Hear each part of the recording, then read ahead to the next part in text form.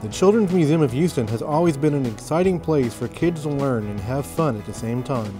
There is currently an exhibit on Newton and his 3 laws of motion that lets children and adults alike get hands-on with the way Newton's laws affect our lives.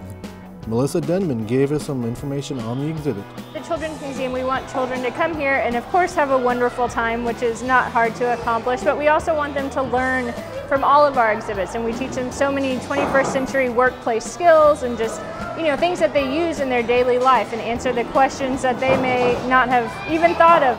Newton Know-How is based off of Newton's 3 laws of motion, and so it's another exhibit where kids can come in. It's completely interactive, and we have things, as you can hear and see throughout the exhibit, where they go and actually explore these laws of motion and how they work in their daily life. Each component of the exhibit answers one of those laws of motion, so they can come and see a ball moving up and down a wall and what it takes to stop the ball, or just different things working with force, friction, gravity, speed.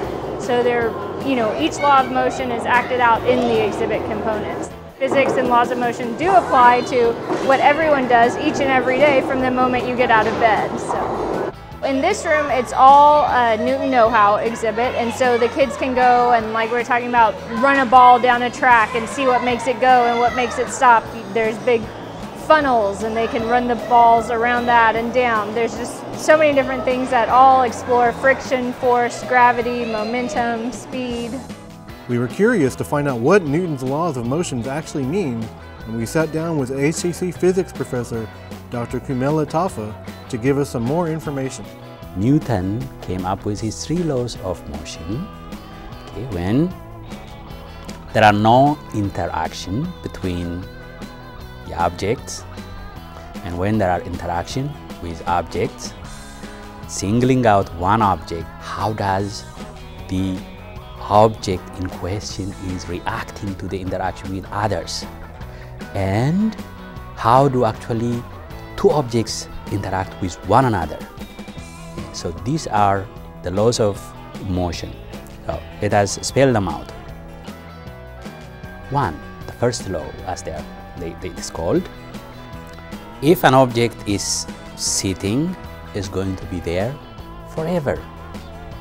Or if it is moving with constant speed on a straight line, is going to continue to do so unless something causes it to change that state of motion. This is called Newton's first law of motion. The next one is probably a natural extension of the first one. What if there is external influence on it? That means if other objects exert some kind of interaction or force on it, then it's going to change the state of motion.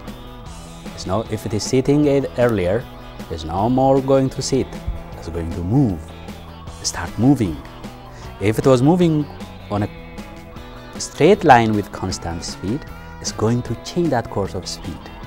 That change course of speed is called acceleration. So the interaction, if we call that force, is mass times acceleration. The other one is Newton's third law of motion. I'm sitting in my chair here. You're sitting in your chair there. I am exerting force on the chair.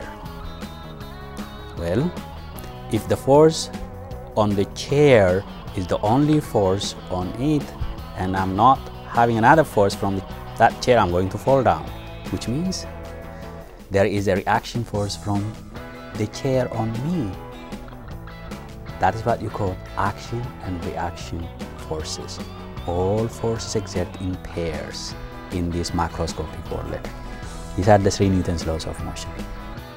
For more information on the Children's Museum of Houston, visit cmhouston.org. And for more information on the Science Department at HCC Southwest, visit southwest.hccs.edu, then click on Academics, and then click on Physical Sciences. For Day Trips, I'm Cary Gordon.